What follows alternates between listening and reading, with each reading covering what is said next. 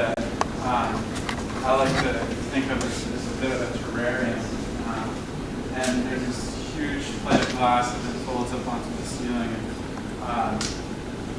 Without going into all the reasons why that doesn't work very well, we will stick to maybe more immediate facts, which is there are several spaces within that building that are to the point that people could not even work in there. And I have a photo myself of people in cubicles working at computers with golf umbrellas over their desk, which is absurd. And so there is a space in the second floor of the Taubman Center called the Welcome Center, which is ironically the place that we are supposed to bring people in who are either interested in going to school here or are visiting the university in general, and we're supposed to show them either films or whatever of the place. And it's so bright in there because it's a glass ceiling and glass all around that they can't even show PowerPoints in the room that's designed to show PowerPoints. So it's a very difficult situation because there are multiple code factors why it's not as easy as just putting a ceiling in there.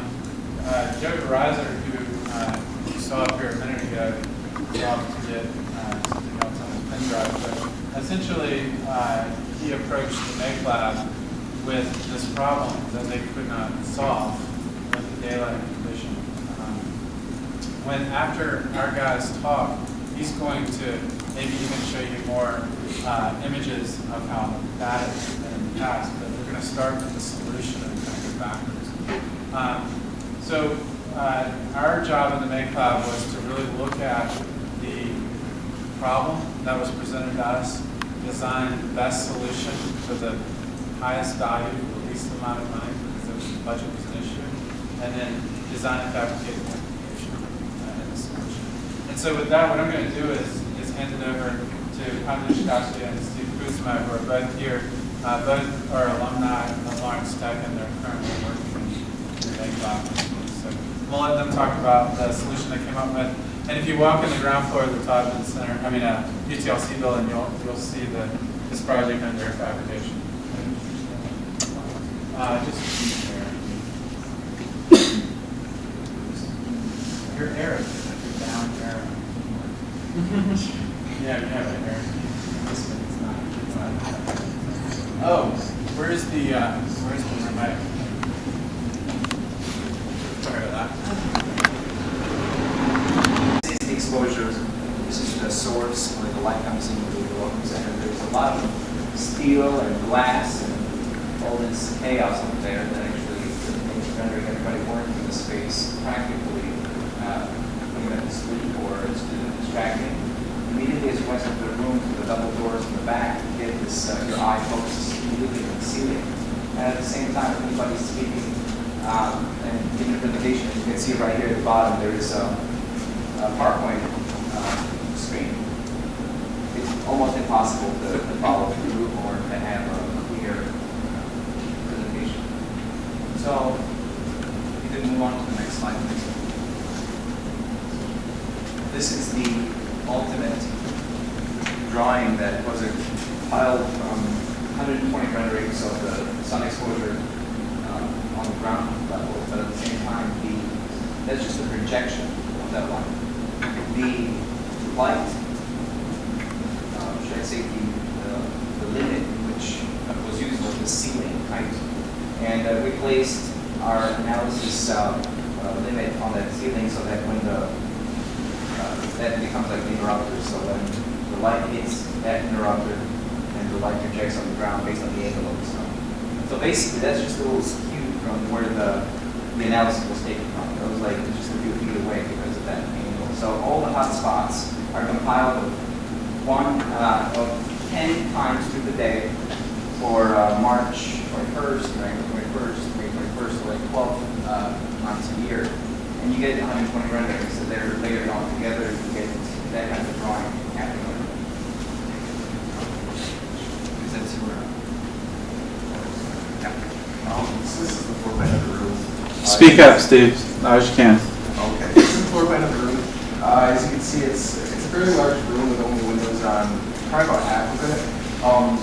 based on the previous screen, we compiled images of the rendering that we did in light studies. This just shows a contour map basically of the brightest areas with the most changes in the ring. So as you can see, this will impact the design that we use for the actual ceiling. So the topographical map that you see over there, that is just a representation of whatever we saw before. However, that was generated through a high field in Rhino, program. Yes, there is a command in which you input the limits on how deep you want, the highest point and lowest point of that topographical map to be, and then it generates this field, and then you can take that and you can put it in Ecotech and other programs, or you can just use it straight on like we did to generate a 3D form that was sliced into over 50 louvers that changed, based on that map. So basically, go to the next slide, please. This is what we're working on with the light exposure, and that's the plane that I was talking about before. This orange diagram here, that represents how this would look if it was a solid 3D map. And that was the map that we saw before. And as you can see, there's a fair amount of light coming in from the glass windows over here, which technically is the overpowering aspect of this whole design. However, we're not taking into consideration anything that comes in through that. We're only solving the problem from the ceiling.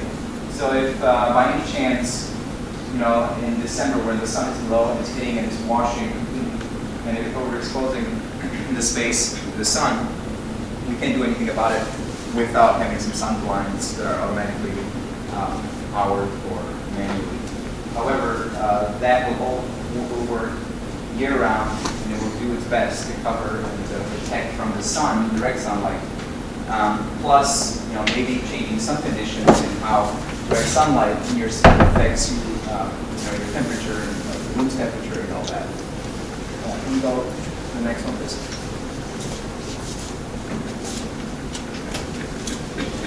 So basically, there's a superstrut mechanical hanger there that's used for the power supply of the lighting, and it's fairly strong. It's made out of steel, so it has that type of profile to it. That green, which you see over there. And this is the initial design. We thought of creating a hanger system that you could just slide into that channel, rotate it 90 degrees, and then you can just hold into that. However, based on the angle in which some of those come into it, you can see they're not only 90 degrees, so we couldn't slide something in and out very easily through. And we couldn't adjust as easily as we could. We thought that we would probably come up with something that's already been made before in mechanical stores and hardware stores, and they've come up with parts like that for hanging anything from the ceiling.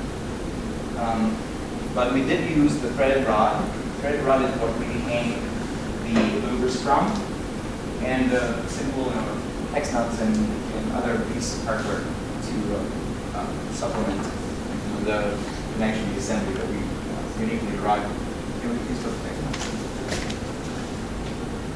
So this is the prototype, and some of you might have seen this on the basement of the architectural building. It's since been destroyed. This is the initial prototype. It was flimsy. It wasn't the best. However, it taught us a lot about what we could do and what we couldn't. And since then, it's been vastly improved, and we hope that for 95% of it, we should be doing its job. And that 5% is still to be determined once we install. There is, as you can see, the hardware here has changed as well. We don't have as much space on that ceiling between where the superstrut structure is that's going to hold it and where the lighting fixtures are. We only have about 22 inches between those.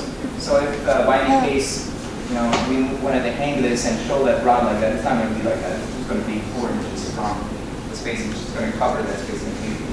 And all you're going to see is the light fixtures and neons just show at the bottom, like here underneath the louvers. So this is just a section of that. And this is the orientation of the louvers based on this glass wall practically on the bottom. That is the best angle that we could find that would cover as much of that direct light as possible. There was a few iterations to that, and basically the number of louvers was also determined by the amount of the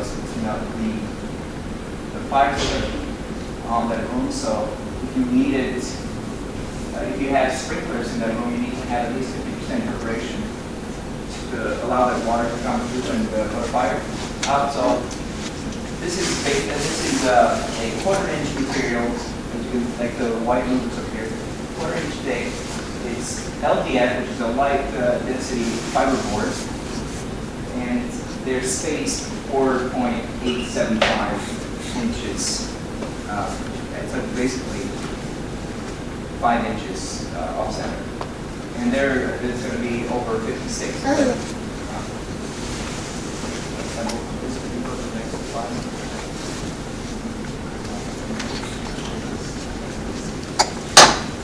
So like it shows. This is the previously seen. It shows a different angle where you can see the connector of the street. As you can see up above, there are what I was just talking about was the sprinkler system of the entire chaos that is the ceiling. The super strut that we are connected to is electrical lights are connected to that. But it's just a mess, pretty much what we had to work with up there. So it was very hard for us to be able to measure that and be able to exactly place the ceiling. So the best solution that we found was between the super strut and the electrical lights that are hanging there. And Steve, I want to interject something really fast. The easiest solution, the cheapest thing that we could do here is to build a ceiling in here. That's, if you're sharp, that's probably what you're asking. Well, why don't they just put drywall in and close in the ceiling? The sprinkler heads for this room are all the way up on the glass ceiling. They almost touch the glass at the very top. And by code, we cannot then close the ceiling in and prevent the spray of the sprinkler heads to reach that room by more than 50%. So not only can we not close in the ceiling, when we do put something up there, code demands that we maintain a permeability of that ceiling to allow the water to go through and extinguish the fire if one were to happen. So we were basically involved in doing this because there was no commercial solution that was evident, or if there was, it wasn't very affordable to fix it. So, go ahead, Steve. Sorry. Another issue that we were coming up with was the weight of the ceiling that we plan on putting up there. So the entire process design process that we went through was we had to determine that, a few years from now it's not going to fail and, hit someone in the head. So we had the mechanical fasteners that Hamish talked about earlier. We had to look up the specs for all of those, make sure they all are held, or they will hold according to how much weight. So we had to calculate how much linear feet LDF we were using and how much material, how much that would weigh, and design how many connections into the superstrut that was possible. We did, and after we figured all that out, we actually made a mock-up, or we bought the hardware for the supports, and we actually went out there and one of the students was actually hanging from there. So it's the MakeLab way of testing. So he was well over the limit of what each fastener would hold. Anything else? Next slide. So this is a really bad rendering of the ceiling, and basically we get this idea of where this is all Photoshop, so it's not actually rendered. It shows the minimum amount of curvature, and you'll see these waves that become the design. And that's derived straight from the function in which they carry, which is the removal of material based on that initial shape becomes also the efficiency rating. So this is pretty efficient based on material usage, and at the same time you get this, this combination, collaboration between function and design. And we had to accommodate certain factors, so we didn't have our input on what that design was, but at the same time, they all work together, and that's what we do at MakeLab practically. Go to the next one, please. And that is Jim Stevens over there. If you don't mind. This is the exposure on March 21st with the ceiling that we proposed on top of it. Can you go one more slide, and we'll go back to this one second, just to show up. So this is what we would get right now. And you can see on June 21st, the hottest day of the year, between 9, 12, 3, and 6, that without considering what that window is, that light source produces, the ceiling has this kind of a cloud on top of it, and that's what the ceiling is doing. And that is when the angle is pretty high up in the sky and it's baking the room completely. This right here shows what we did at 3 p.m., which is probably the most used time of the day. It's actually between 12 and 3, and there's a lot of lectures that happen there. So if you want to rearrange, like the tables and the chairs over there for that presentation can happen, you get a lot more freedom now. Of course, this is an outdated model, so we have improved it even further since then. So basically, by June 21st, which you see that there's still a fair amount of light coming into that ceiling. Now, you're going to see completely that covered in darkness. And you can go back to one or two of those. I'm going to speak something about the window. There's another third window that is facing the projector, actually the projector screen, and that light comes in straight low during the winter. That's when school is in and when everybody's using the room. However, it's underutilized, so that has to be covered as well, and the glass window over here at the bottom has to be covered as well. As you can see, the brightness here is completely shattering anything that any type of position you have, any type of lighting in the room, even if it's closed in the ceiling, that rotation is still not going to get exactly like what you need, like the darkness, like in this room right now. So there's still a lot of challenges. However, we are able to, by analysis, fix this problem, at least on paper. Now we'll see when we assemble it. This assembly is happening as we speak right now. We're still constructing this downstairs. Some of these pieces end up to be 31 feet long, so the transportation is also a challenge. However, we've decided that we're probably going to hoist this up, the stairwell in that building, and probably employ 100 people to pick it up. Maybe not. So it's just going to be and can we go to the next one, please? One more? You want to get one more pilot? There's nothing, that's it? Oh, no, there's one more. So, as you can see right here, in December, it's completely covered in black, and that just shows that there's no sun exposure. This is just the window now. I think this is where we started. It's going to end up to be like that as well. All right. Thanks, guys. It was one of the objectives of the project, which was to get LEED certification. We were trying to figure out how we were going to get that, we were going to points, which is targeted silver, which we got. One of the things we wanted was just as much natural light into the building as possible. Where the building was situated was no opportunity on the north side facing up against the management building, so we didn't have an opportunity for light there. It was north, so we worried about it anyway. East, we didn't have any opportunity, and in the west, we had closed spaces and limited opportunities. So they took advantage of a design that was sold to a prospective donor, as we called it. And once that was sold, it was hard to get away from it. So we knew we had an elevation of glass, unfortunately, the south side.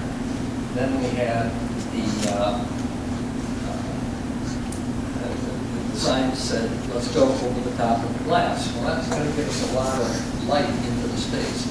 But what happens when you do that, it isn't, we're not going to talk about how to design with natural light. We're going to talk about, we're going to see a lot of the mistakes that were made. And you don't realize it until you have to live with them. And that's, you'll see the mistakes that are made when you don't deal with natural light appropriately for the intended use. Now you're familiar with the atrium area of the Collins Services Center. So when we talk about this, remember this is the south side, here's east, a lot of light in there, and then we have, this picture is taken about 10, 11 o'clock in the morning. And this was in the fall. Next slide.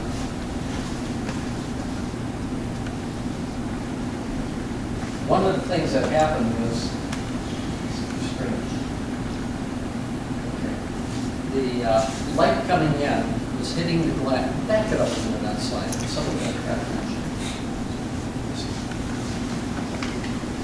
The light coming in is impacting several areas, one of which has been talked about, that's the welcome center. The other is the area at the reception desk down here at One Stop Shop. And then all along here, both on this floor and the second floor, the students area, and immediately below where the registrar and everything is, all of that light is pouring in here, especially in the wintertime.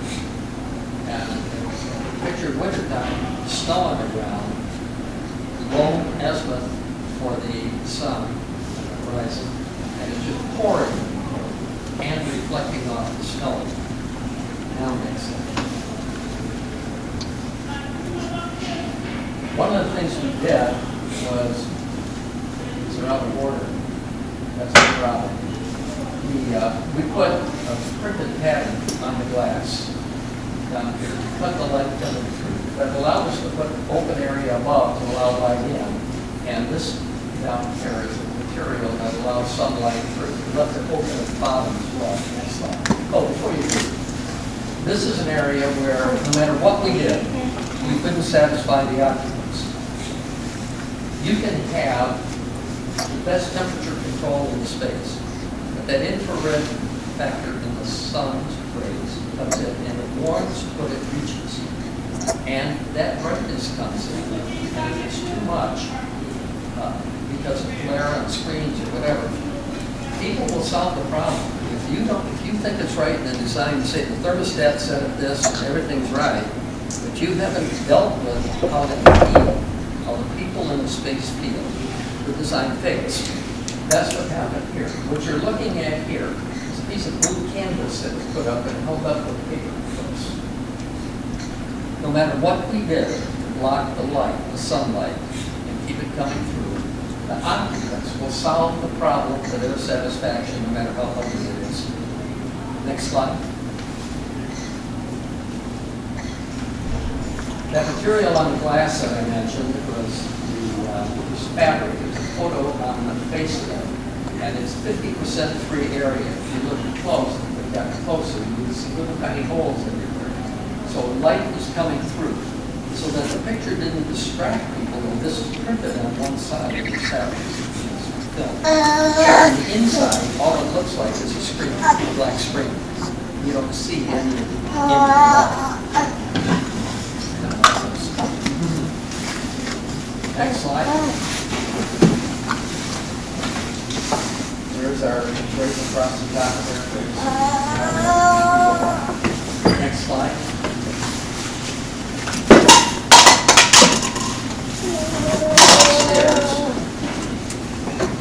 Upstairs on the second floor of the students area, we only have a glass area, rail, and down.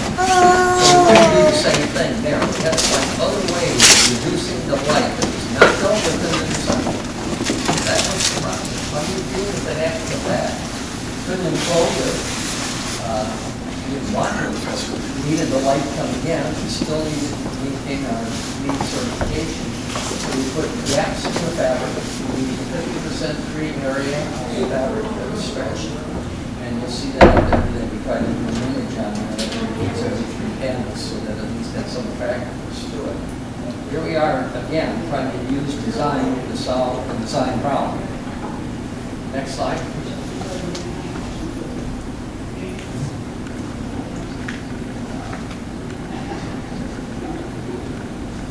One of the things we're going to talk about here, I got my slides in the right order, is the impact on the desk. If you go to a pen, first of all, the top of the desk, next slide. If you go to a bank, you have one that you call a yield counter, you go up and talk to the teller. I need that help. Come up and help me in a minute. Sure. When you go up to the teller, go do it now. It's too tall. You're the, I wish you were shorter. Oh, thanks. Get the Albanian out there. If you go up to the teller, they're usually standing behind the counter. You're in front of the counter. Relationship is good. Eye to eye, vision, not a problem. What happens though when you have the way these people function? Okay? Notice they aren't standing on their teller desk because you don't have somebody in line waiting all the time. They're doing a lot of other work, and the stuff they do requires access to the front. So they end up sitting and servicing somebody that's standing. Now look what happens. Right. Okay? I'm sitting, you're standing. Look what my eyes are going, like this. What am I looking through at when I'm looking out that glass, especially in the winter? I'm right in the line of the azimuth of the sun. I'm looking directly into it, and it's coming at me from all sides. And as it leaves the counter and I sit down, what's going to happen? Iris of my eyes, open, close it, because of the brightness of the contrast. What that does is make you very tired and inefficient.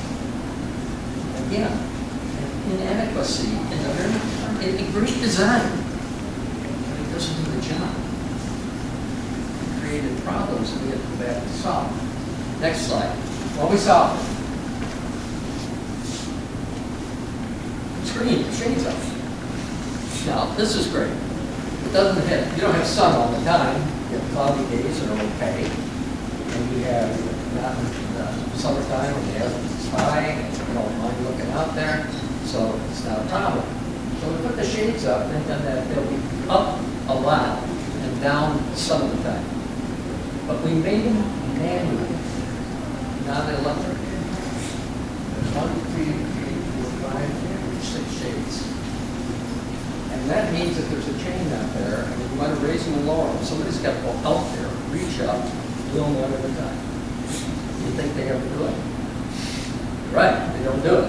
What ends up happening is they're down all the time. And it looks terrible. Next slide.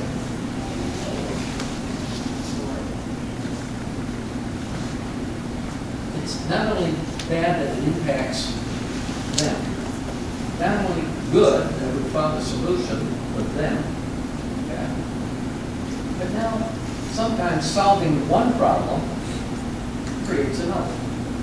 We talked about the welcome center and the problem in there. Light that's pouring in. Pouring into the welcome center from 2 sources, up this way and from this way, directly above. Next slide.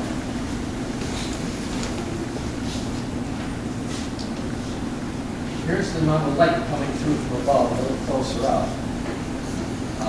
While there's a lot of stuff in the way, there was no way to put a film on that horizontal glass. You can't put it on the outside, it won't pull down. You can't get up there and on the curvature that's on the other side of that, they can't get up in there and apply the material. We did add film on the vertical glass in the 2-story portion of the atrium. We didn't do it at the lowest panel because it wasn't needed. We wanted a clear view out. If you look above that first row of glass, and they're up to all but the top row, we have added film. And on the ends, either end of that curved wall, we did not do the last panels. And we didn't do the end walls. Why? Cheap. if you look at the structure that's there, and you're trying to go back and solve a problem, you've got to be able to get at it to do it. When you apply film to the glass, you have to wet you clean the glass, dry it, then you wet it again, and you apply the film, and you're up close to it with a squeegee all the water out from behind the film until it adheres to the glass, so there's no bubbles or streaks or anything in it. That worked fine in the area that we put it on. But if you go in that atrium and look, you'll see all of the structure, the diagonal struts, all of the impediments to trying to scaffold weave it through there to get up close. Now you can wash the windows because you can do that from afar with a long pole. So you can get on a ladder and get up high enough and reach the top. But you can't get up close to apply a film. So we couldn't apply it anymore. So we couldn't get at solving all of our lighting problem that's done with solar. Next slide. Now, what is this? In Hunter's presentation, so there's a good shot of the building center. He talks about a glass wall. This is looking from the Welcome Center through the glass wall, which was intended to look out into the quadrangle. And that quadrangle is now blocked from view by the shades that are never open because of the people down below. This is when I said we solved one problem and we created another. We blocked fantastic view of campus. Welcome Center, that's where we welcome extra students and their parents. Welcome.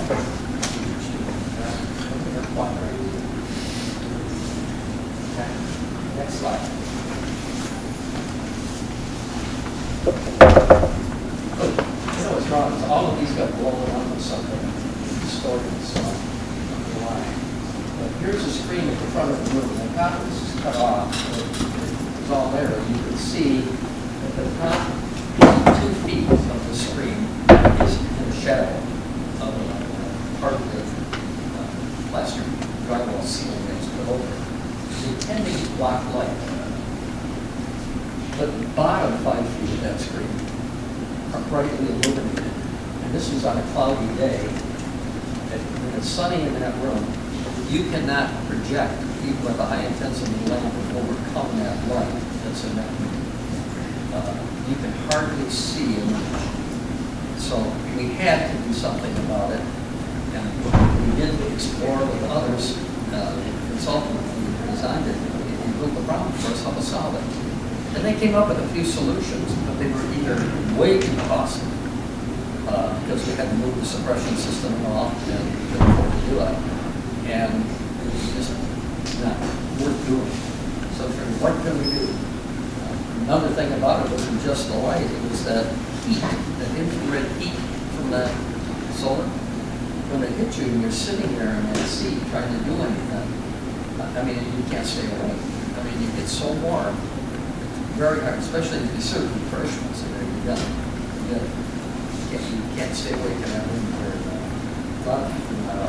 So it's a problem. It's a problem of comfort, it's a problem of visibility, ability to project and conduct any presentation or even class. Is there another slide? Yeah. No? Okay. Hey Joe, real quick before everybody gets up and starts to walk out, I want to say one quick thing. One thing that you said was that you needed to use design to solve a design solution. I think that that is not a design solution that they gave you. I think that what they did when they put glass on the ceiling in there was the opposite of design. And design to me is because I think it would be cool to have a curved wall and a glass roof is not design. That's something that that's self-expression. And that's the opposite of architecture in my mind.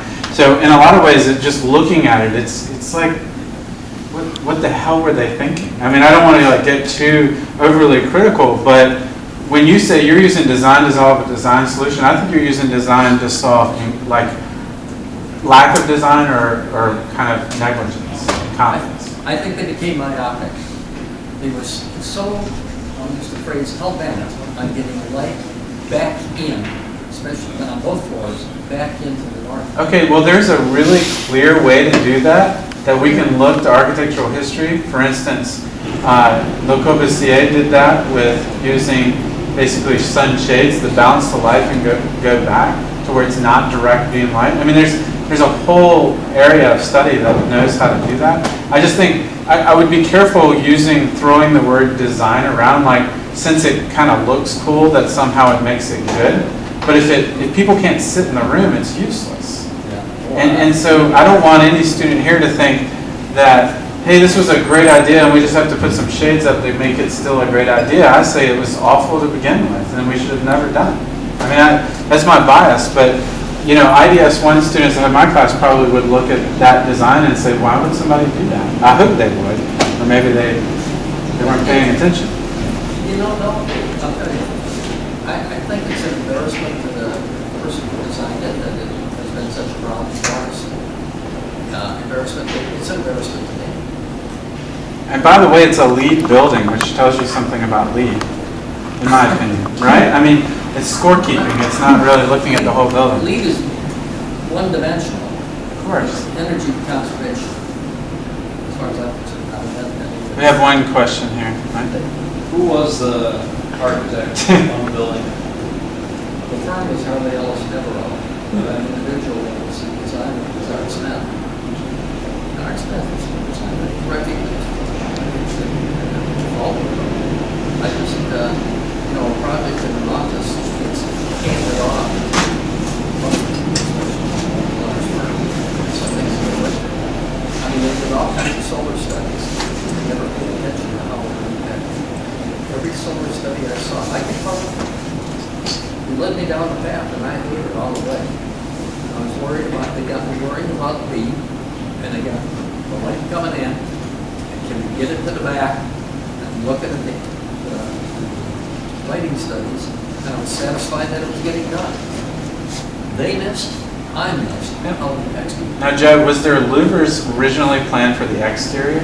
Yeah. Well, that would make I mean, louvers on the outside of the building would solve it. Louvers on the inside of the building don't solve anything. I mean, we're doing some, but only to block direct beam, but it still doesn't solve the thermal issue. And if anybody takes a moment and looks at some of Renzo Piano's buildings where he does have glass ceilings, but layers of louvers above it, you don't have thermal issues in those buildings. And so if the louvers were value engineered out, that might have been the crucial moment of error.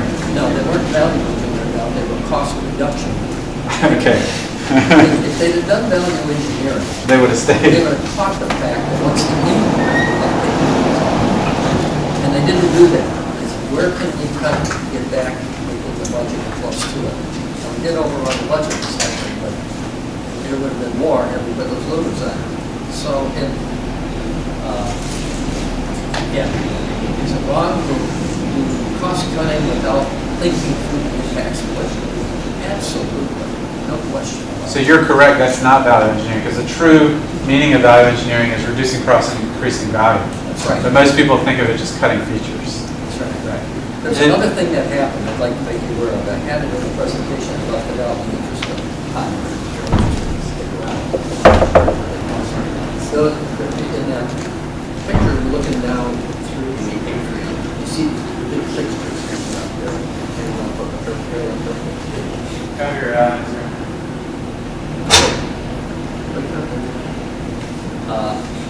So, with those fixtures originally came and they kind of like find a replacement, but they had a lamp in them that had a lot of lower count to them, and they used some variation in color, and the fixture had a curve to it, and that showed the distribution of light, and you had high and low, you had accents, you had shadow. And then one day, I had been over there for a month or so for any reason in the building. It was an event at night. And I came in and I was early. And I got there and only the table set up for the event. 4 or 5 people around. I walked in, and it felt strange. What's wrong? Something wrong with the space. What's going on? Lights dim or something. It felt like a warehouse. The lighting was on. Saw nothing that night. As the place filled up, of course I forgot about it. It goes away, but the place is busy. And next day, I contacted property management and I said, what's wrong with the lighting? He said, oh, we replaced all the lamps. I said, what? Yeah, energy reduction, energy efficiency, not efficiency, energy reduction. DTE had a program that they would buy the lamps if you could put them in, and then you would save all this money. Okay? So of course property management said, that's for me. Then they went to put the lamps in and got them free. And they didn't fit in the fixture. So they had to get up there and they had to do it on a weekend. And we only had one guy. And now they have to start changing the fixture. Now they have to call a contractor to help on a rush basis. They get up in there, they have to take the fixture apart, put a new base in, put a new lamp in, and it produces the lamp and the fixture. Change the photometrics of the fixture. And they've got a lamp that has a much higher temperature. It is now cool. Now we have a warehouse, but we save money if we ever pay for the contract. I said, what can we do to put it back the way it was? He says, we can't. The company that made the lamps is out of business, the fixture is out of business. Okay, and we threw away the parts. So we lived with, if you're ever over there for an evening event, there's no shadows. Everything's the same, seamless. But it's got the right foot candles. Save money. All right, guys.